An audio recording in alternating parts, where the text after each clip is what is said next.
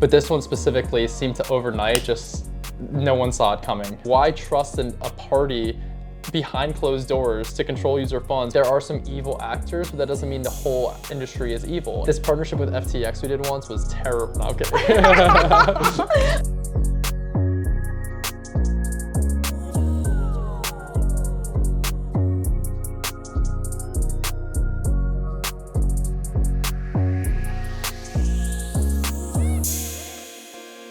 Hello everyone, this is Meina, your crypto friend. Today, I'm really excited to have Paul Erlanger as my guest. Paul is the head of BD at dYdX. He is leading dYdX's effort to build the new protocol in the Cosmos ecosystem. Welcome to my channel, Paul. Well, great to be here. Cheers. Cheers. So let's get started with the question that everybody is so curious about.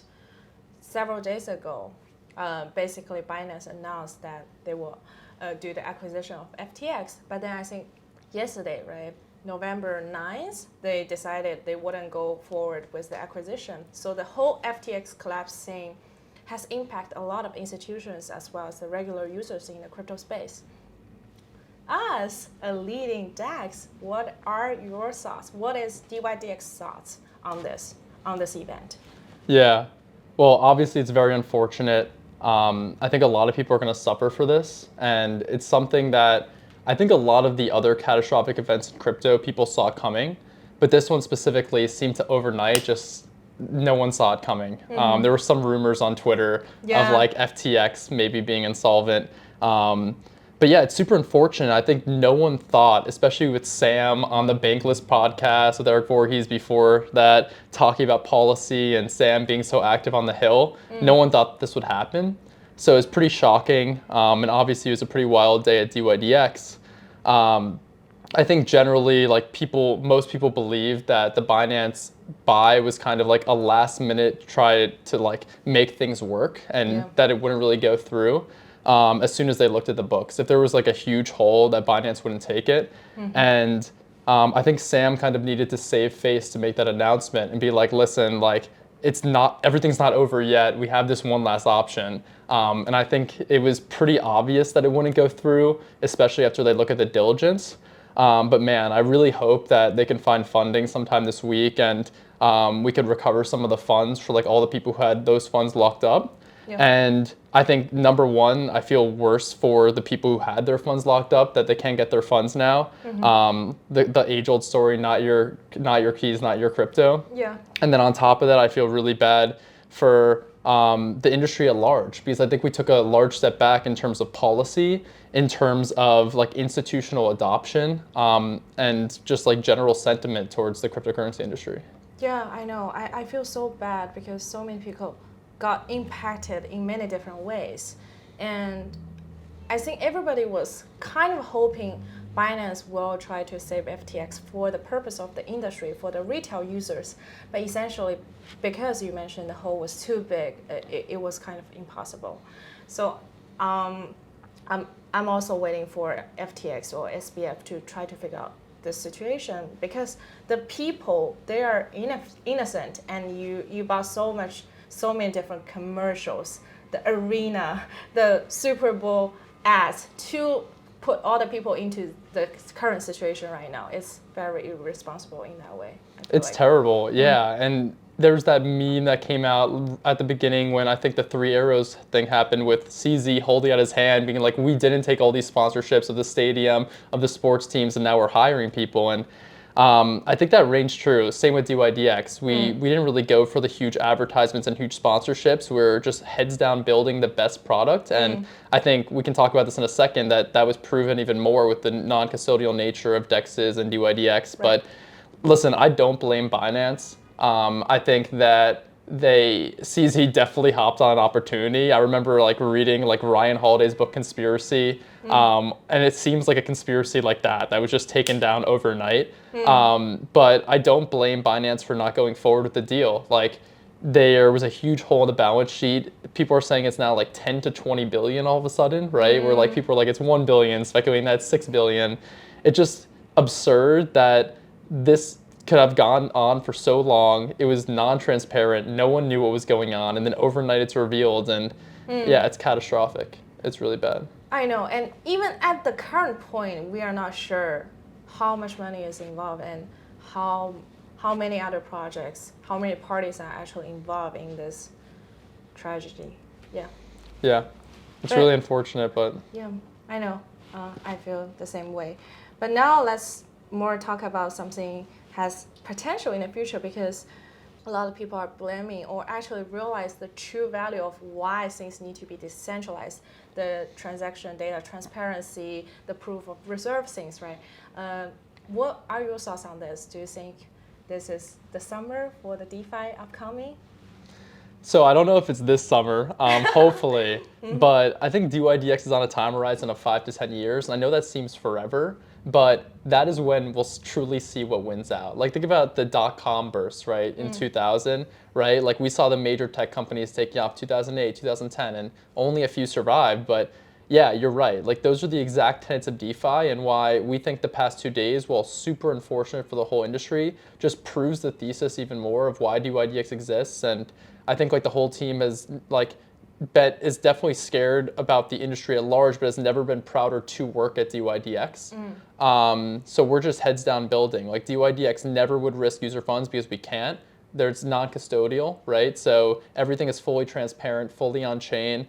Algorithmic smart contracts are controlling all user funds. And why trust a party behind closed doors to control user funds when you could have code doing it, right? Right. It just makes sense. Code is law. Code is law, exactly. And I just generally think that this was a huge opportunity to show why DeFi is important, because no one saw FTX blowing up, right? Like, there was Celsius, Voyager, BlockFi. Okay, these are lending protocols. People don't use lending protocols as much as exchanges. People were like, not your keys, not your crypto, not everyone listened. But now with FTX, I think a lot of people are gonna listen, right? No one saw that coming, and that's why a lot of people are in this situation. Where on dYdX, it's a bank run is impossible. Well, a bank run could happen, but all those user funds can just be withdrawn from the exchange, right?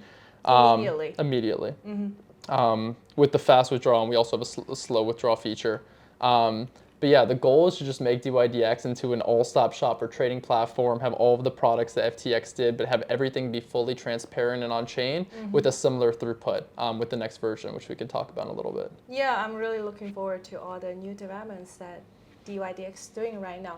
And Paul, you're actually the person who is leading dYdX new efforts to moving or to building on the Cosmos, which was announced, I believe, 2 months ago or something like that, right?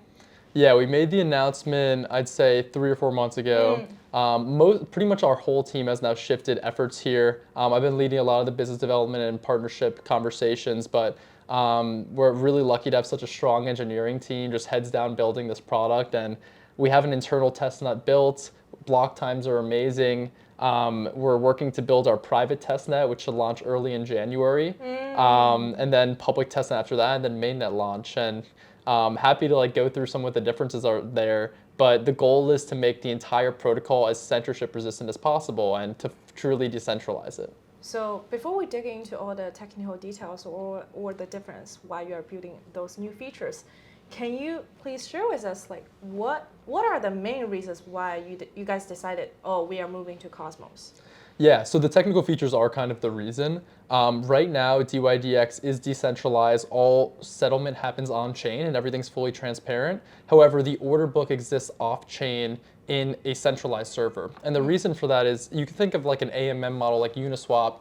It doesn't have that high of a throughput because you just are saying, I want to swap this token for this token, and then you don't really even get to pick the price, right? It's just a liquidity pool. Whereas dYdX is similar to an order book model, or it is an order book model, where not only do we have sophisticated order types, but you can place limit trades on a full order book. So you're like, I want Bitcoin's price is 20K, or I guess it was, but like 15K. I want to be able to buy 10,000 Bitcoin at 14K and sell 10,000 Bitcoin at 16K. You can do that on dYdX. But the difference there is not everything gets filled. You're placing orders and then you need to cancel those orders, right? So high frequency traders who are doing thousands and tens of thousands and hundreds of thousands of orders per second and minute, they need a very high throughput. And that's just impossible on a blockchain, right? To have those orders. Because if you place an order, you want to cancel it. So that's why dYdX has this off-chain order book where it rolls up to layer 2 and then settles on Ethereum. But as you can imagine, that's not fully censorship resistant and fully decentralized because we do control the order book on a centralized server. Right. Yeah, so the goal of the next protocol is to decentralize all part of the stack. Yeah. So I think last time when I invited the co-founder of Dairy Protocol, which is based on AMM, and also I invited the co-founder of Hashflow, it's RFQ, we discussed the advantage and disadvantage between those different models. Do you want to share your thoughts on that so that this could be like a follow-up on that? Yeah, absolutely. So the advantages are just the sophisticated order type. In fact, like an AMM model, an RFQ model, and an order book are extremely different. The main things are being able to place these limit orders and having like a central place liquidity. RFQ is request for quote, right? I'm requesting a certain price from you at a certain spread. And AMM is just you don't get any control over price, right? You have a certain amount of slippage. Whereas dYdX, you have full control over your trading experience. Stop loss orders to protect you. It allows for like ancillary trading. So pretty much anything you want to do, if you want to like hedge exposure from another exchange, if you're a crypto miner and have a bunch of Bitcoin and you want to like be able to lock a price out and place a limit trade, you can do that too. Or like on the other side of like shorting a market. But generally, what an order book model allows you to do is have absolute freedom and also trade at a very, very high frequency. Yeah. I see. So right now you said your order book basically is centralized, hosted in your own servers. What will be it like for the new version? How are you guys going to decentralize the order book? Yeah, I think this is what we're most excited about overall. It's pretty unique, and I think it's proprietary. And this is the reason why we chose Cosmos, actually, is their SDK allows us to build this. We're essentially going to have all of the order books still exist off-chain, but the issue right now is that that's centralized on one server, but we're going to have that off-chain order book exist on node validators in a decentralized fashion. So all the different node validators will host a full version of the order book off-chain in the internal memory of the node, and then proposers in cycle will be the proposer of the block, and then the next one in cycle will then be the proposer, and consensus occurs in between. I see, cool. Does that impact the speed of processing the data? Yeah, it's much faster. So the way you can think of any speed of any blockchain is by its consensus mechanism. That's the bottleneck of any blockchain speed. And what's beautiful about the off-chain order book model is that doesn't require consensus, right? All that requires consensus is after the matches occur, and then they're proposing those to be filled on chain, right? So when the orders are coming through, that's the issue with like all current order book dexes that are on chain, is you're constrained by consensus. Imagine like every time you place an order before you cancel it, that has to go through consensus. It would be so slow, right? So that's why our current model is built that way, and that's why this version is going to have an extremely high throughput, because there needs to be no consensus on the orders placed, only when you're actually doing the fills on chain. That's actually quite a smart innovation, I would say, like a smart way to avoid the long waiting time. Yeah, Consensus. and it's necessary for an order book model because you need a very high throughput for these high frequency traders. But we're really excited about this, even more so after the recent events, because it will be fully transparent. The addresses will be tied to every order. You'll know exactly who you're transacting with always, and you'll always know where your funds are because they're locked in a smart contract, not in the custody of dYdX. Do you guys plan to utilize all the data you have and maybe to create more sophisticated financial tools for your users? That's a really great question. So yes, actually, we're planning on building a separate network of nodes called an indexer that'll exist on 3 or 4 nodes, and essentially this will be a full version of the order book that will just be a fast call API suite. So like the difference when you're trading on AMM, it's a retail investor or maybe a supplier to liquidity pool, an LP that goes in, they're just like, I'm willing to, in this asset pair like ETH, Uniswap, trade this many tokens, right?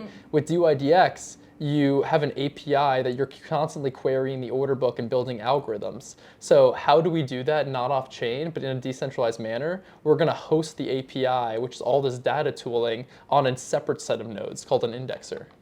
Very cool. I'm very much looking forward to all those data analysis. I feel like there's a lot of room for data analysis to be applied on blockchain data. But even now, I think that for the infrastructure layer for the data is not complete yet. So those things need to happen first, and then data analysis, and then more complicated machine learning models, advanced analytics. Especially in Cosmos, right? I think there's a lot of these data tools like MintScan is a block explorer. And I think it's really important to continue to build these tools so people can look at the data and then be able to have the tools to analyze the data. Like someone who might not want to query an API, right? And this is one of the biggest bottlenecks we've kind of realized moving the Cosmos ecosystem, and it's something that we're continuing to drive, is creating just more infrastructure generally in Cosmos, right? I feel like a lot of my BD time at dYdX is spent doing Cosmos BD, right? And just like helping the ecosystem grow at large. Because we're like now all in on this ecosystem and we want it to grow with everything else. Let's talk about that offline, because I wanted to talk about the Cosmos ecosystem BD thing. I'm actually very interested in the ecosystem. I would love to. But we should also spend time talking about BD in Web3 in general, because I think that's a large topic a lot of people want to hear about. Absolutely. I think specifically in front end stuff, right? Because we're doing front end. So I talked about for V4, we want to decentralize all part of the stack, like the validator nodes, the order book, everything. But one thing that's really important is decentralizing the front end too. And decentralized front end tools just don't exist today. Like they do, but they're so crappy. Like what does Uniswap use? They use .link, which is a gateway, which is what we're probably going to do. And we're going to have other options as well. But it is the best option, right? And they would if there was a better option. It's essentially like a domain gateway to an ENS address, right? But you want to be able to directly search and query the ENS addresses, so you don't have to use this like one centralized point of gateway, right? So like a huge move would be to go to Google Chrome, Safari, all of these search engines and be like, why don't you have native support for ENS browsing, right? Instead of just DNS. And I think tools like that will generally like come in the future, and we're in the early days, like where the web only had DOS before it had graphical user interfaces, and like no one knew how to use it. It's kind of like crypto now, right? But things will get more robust and better over time. I almost feel like, because right now there are many good talents entering the space, and also we are kind of eliminating the bad actors, and also like it showcased everybody in such a dramatic way. So the industry is like getting mature in its own way. It's a good question. Do you get more trust in the current players or less trust? I argue that you should get more trust when like the fear is that the policymakers are going to think less trust, right? But the issue here is not, oh, let's now think of crypto as evil. The thing is like, let's have, I think the only solutions are regulated centralized exchanges or decentralized exchanges, which are self-regulated because everything is fully transparent and it's just code, right? And just because one bad actor who wasn't regulated acted up, that doesn't mean that you should regulate the whole industry, including like this code that is fully transparent and safe with user funds. I agree with you. I think what they call it is like adaptive regulation. So basically you need to do it on a basis. But essentially when the regulators or the government, they try to design a bunch of rules or laws to regulate the industry, right? They try to standardize things, and they try to normalize the things so that like it can be applied to the general industry. So I don't know. It's just different perspective. I think that's super true, and it's really important, right? I think like regulation is important, but having it in the right use case is important. And this is why like policymakers, I definitely admire a lot of them because they're really interested in crypto and they want to know more, but it's really important, and dYdX is actually doing a huge effort to push on policy now. And the reason is because we need more people who are sophisticating these products to go to policymakers and help them understand and also be part of politics, because you don't expect policymakers to know. Policymakers are doing 1,000 things on a daily basis, right? And I don't blame them, but we need more people who are sophisticated. Like the only ones were so early that not many people were built in crypto and now are moving on to policy. Everyone who'd be informative to the policymakers are still working in crypto, right? So we need Yeah. more of these people working in crypto, going to policymakers, helping them. And pitch them. Yeah. Yeah. But can you elaborate on how you guys are trying to do more on the policy side? So I think there's a lot of fronts where we're working on the policy side, a lot of internal discussions, and we just hired our first head of policy at dYdX. So he's someone who's worked on Capitol Hill, who is the advocate of crypto, and he, along with Antonio, our CEO, and rest of the team, are really going to support DeFi and crypto at large in Capitol Hill. I think it's really important just to have informative educational sessions with policymakers, and especially now after what happened, I think it's going to be all the more important to make sure that they're informed that the whole industry isn't bad, right? Like we discussed before, that like there are some evil actors, but that doesn't mean the whole industry is evil. In fact, like there are parts that need to be very regulated, especially centralized, untransparent entities, right? Just because, and they already are, right? Especially the public ones like Coinbase has done an amazing job, but there are so many regulations around being a public company in the US that have had them to have certain capital requirements and also transparency in their books. And then on the other side, there's fully transparent code, right? That is immutable, that you know that where your funds and other users' funds are at all time. And even further, when we move to the next version of dYdX, you'll know who every counterparty you have is, right? Because addresses will be fully public, everything will be fully decentralized. Yeah, I'm just glad like actually a lot of crypto companies, especially those super large ones like Coinbase, like you guys, are starting to take more responsibility, or should I say it's more like better managing the companies. Because a lot of ways in the initial phase, crypto companies or the core funding team for projects that are usually very small, and maybe the founders are young, they don't have a lot of management experience. So when the company grows super large, it's kind of hard for the founders to handle it. But as we see the industry mature, I can see there are many good players. They start to pay more attention to the risk management, to the team management, how to structure a company, how to bring the company to the next level, and that's what I've been seeing, which is good for the industry. Now, an interesting question, and I think a lot of people, the audience, would be interested in knowing is that how do you guys view the exponential growth of GMX? That's a good question. You and me have talked about this a little bit off camera, how like we as an industry all need to come together. And I think like there's like in groups and out groups, right? It's like the whole industry is like the whole world's fighting crypto, especially DeFi right now. So I think it's like if we're gonna fight each other too, then like we're just destined to lose, right? So I'm really proud of like what DeFi is doing generally. I think like GMX gaining traction is great for the industry at large, and while like I think that like GMX and dYdX are very different protocols. They're a virtual AMM, and we're an order book model that we discussed before. I'm honestly happy to see them doing well. I think a lot of their rise came from very organic retail volume, which is exactly what you want to see, and a lot of it came because of their token, and they allow certain revenues to go to the token holders, which dYdX is purely a governance token, right? But yeah, that led to a snowball effect of a pretty meteoric rise, which is really great. And I think it's similar to one that we saw in the fall of 2021 when we launched our token. Yeah, so I'm really happy to see them grow, and I think it's not a winner-take-all industry. I think like side by side we can grow to. I'm just focused on what dYdX is doing to be a powerhouse, but I'm happy to see what they're doing as well. Cool. That's a very gentle comment. Yeah, I mean, yeah, that's just how I feel. Yeah. Okay. I think now if there's no other technical focus that you want to talk about, let's talk about BD, shall we? Yeah, sure. Yeah, chapter 2 is BD. how to do effective BD in crypto. This is a topic that I'm really excited to do because I do a lot of BD within the crypto space for 1 or 2 years. Of course, you did more than me, and you work with a lot of more projects. So let's discuss this together because I think I always hear people, they are trying to find good BD people, good marketing people in crypto. Every single founder, every single people, when they meet me, they will ask me, can you recommend me some BD or marketing? So let's start with how do we source good BD people, or how do we define like what what kind of personality or quality gonna qualify as a good BD in the crypto space? Yeah, that's a little bit of a loaded question. I think like there are so many different personality types that could be good. Name maybe top 3 qualities. Top 3 qualities. Yeah. I think you need to want to learn.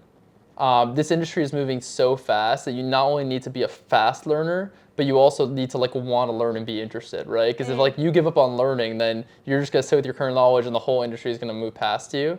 I think 2, you need to have grit, right? Because we keep going through down cycles and up cycles and down cycles and up cycles, and there are times where you're on the top of the world, and then there are times where you think that you might that things like might explode. So I think as long as you have grit to stay through those things.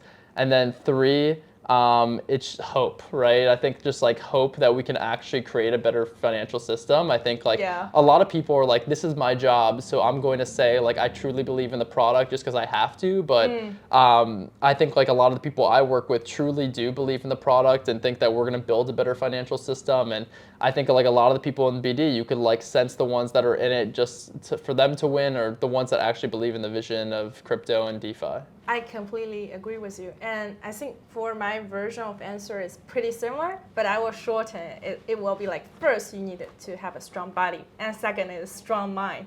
Strong body is because you need to work basically 24/7 to connect with people all around the world, attending all those events.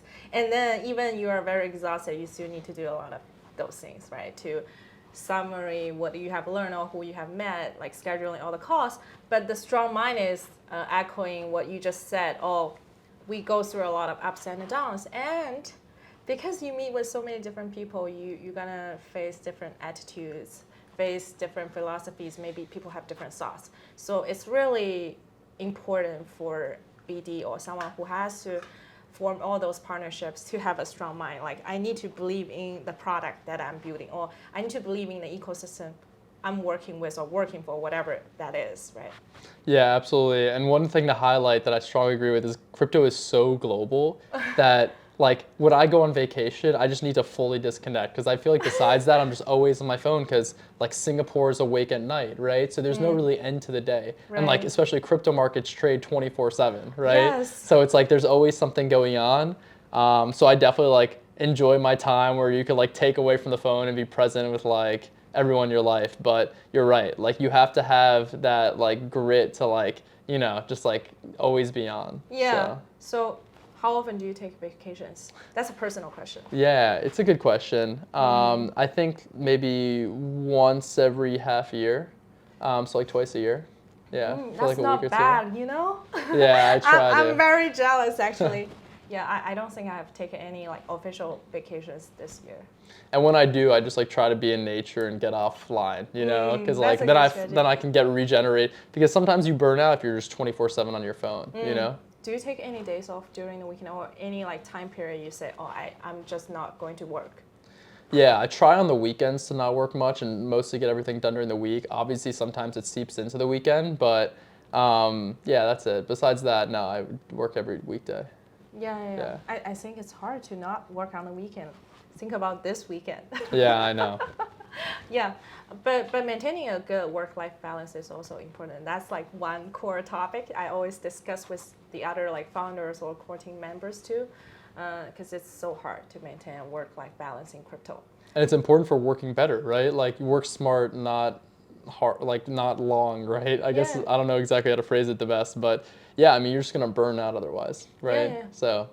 Yeah, I think that's a culture of dYdX. That should be the culture to every company, where you work hard, you get your work done, but you don't want anyone to burn out, right? Everyone's going to do their best work when they're on top of their game. So whatever you need to do to stay on top of your game, you should do. Okay, I'm going to charge you advertisement fee. I'm just joking.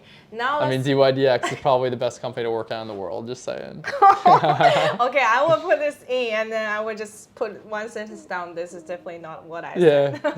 This is what Paul said. I'm sponsored by dYdX, so I have to say it. You are. I'm not. I am not. Completely not. So now let's get back to the BD thing. I think we talked about this offline a little bit. Is right now there's no systematical way to do BD within the crypto space. So how do you see that problem, or what do you think it will become in the long term? Yeah, Good question.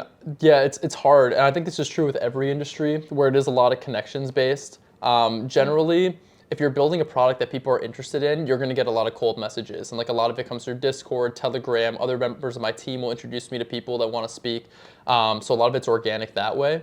But there's so many different channels to get involved in that a lot of them are public. So I think the best way to organically get involved is go to any project, and you could.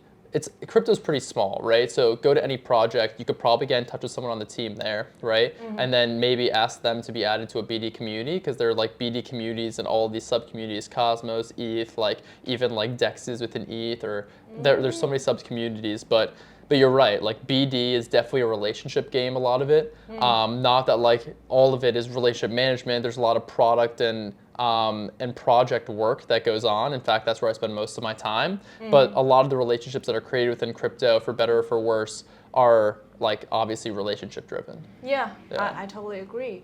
And I especially want to echo on the product side, because in crypto, I think it's not only you are forming a relationship, a trusting relationship with the person who you are talking to, but also you need to assess how your product could work together with his or her product, right? So it's both a relationship, it's a business assessment, it's also a technical assessment. So there are a lot of different components to it. So that's why it's harder for people who just enter the space to do the BD work, because you haven't know the landscape yet, so you wouldn't necessarily know how to form those partnerships yet. Exactly, it's very collaborative, and that's a really good point. It's that you need to be able to also be adaptive to understand what other projects do, because otherwise you won't understand the potential product and partnership opportunity between them and you, right? Like I can hear about a liquid staking opportunity, right? Like Stride, I think they're built on Cosmos. But then if I don't understand what liquid staking is, right, and don't understand what the dYdX chain is,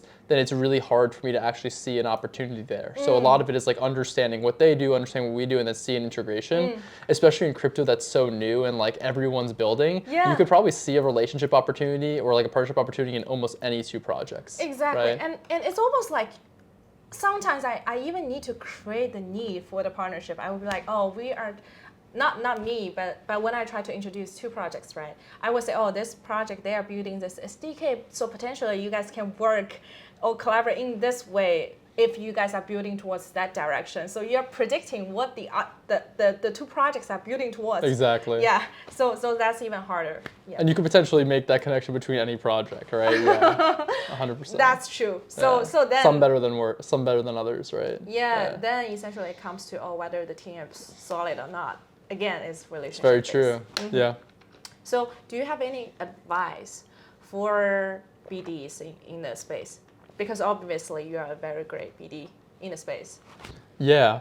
In terms like someone who's trying to get into BD or other people who are in BD. Or how to be a good BD in the crypto space. Yeah, I think the qualities we listed before were really great. I think having those qualities are really important. I think just constantly looking for, like, I think that exactly how we were saying, the potential partnership opportunities between two projects is an established habit. So getting in the habit and like actually spending time to understand what other projects do are the only way you're going to actually be able to see the partnership opportunity. And some of these partnership opportunities could be duds, and some of them could 10x your project, right? This one thing, and you never know what's what. And getting the eye for which project is actually, or what partnership will actually 10x your product is so important. So I think one, getting a fast handle on like being able to understand how other products could partner with you, and then two, like understanding which ones can actually 10x your product, right? And also be symbiotic for the other project, of course. But yeah. I think those are the things that you can do to best be focused. Obviously, besides that, just like be willing to learn and be like open to everyone, right? Because like everyone's in the same space, everyone's trying to win. At crypto, we're all trying to win together.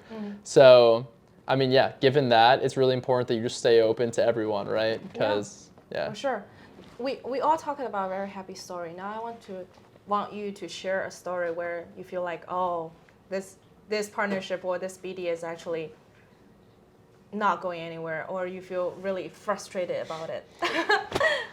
Wow. I mean, there are a lot, obviously, right? Like there are a lot of opportunities that come to us. A lot of them we have to pass up on just because you don't see the opportunity. And like, I think early on in my career, they were more like, you go in, everyone who talks, you're like, okay, I want to work with them somehow, right? But you tend to learn that that's not the right mindset. You have to be very selective on who you work with, not because necessarily like they're not a great project, but mostly because the opportunity you have to be selective with and what's going to be best for your project and theirs, right?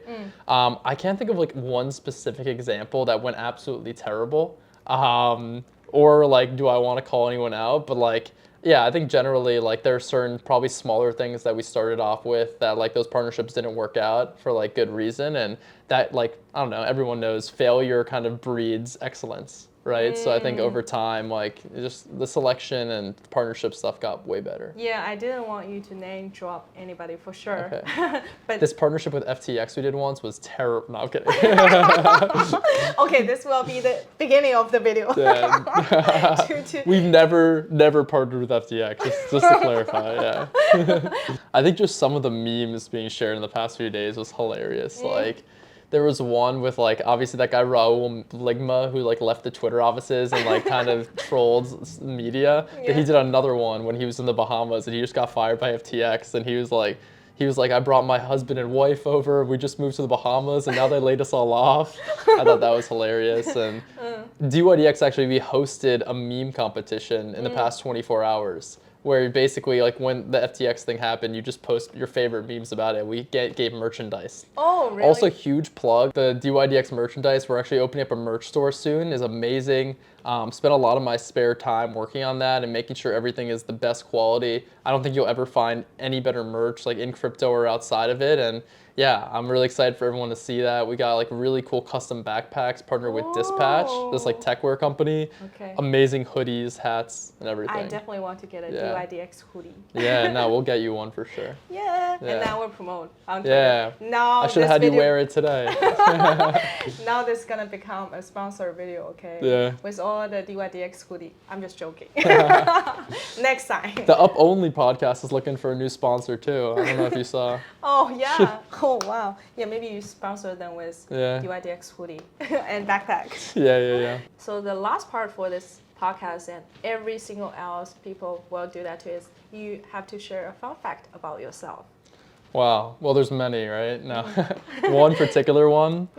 So I love to draw and I love art. One of my favorite artists is James Turrell. He's like this light and space artist, and I've gotten the opportunity to go through some of his sites throughout the world and like see that. But yeah, I think like a hobby of mine is like drawing a ton, and I think that's something I would like to do if I ever make it out of crypto or make it out of tech in general, is to go to a design school. Wow. And yeah, design industrial products. That's very cool. You need to show us your drawings. Yeah, Like, I'll have to do that. Yeah, like take some electronic copies and I will put it on the podcast. Oh yeah, that's a great idea. Yeah, let's do it, and then Awesome. probably you can make it as NFTs. Wow, okay. And we could sell it. Yeah, we can sell it. Yeah, to sponsor dYdX podcast.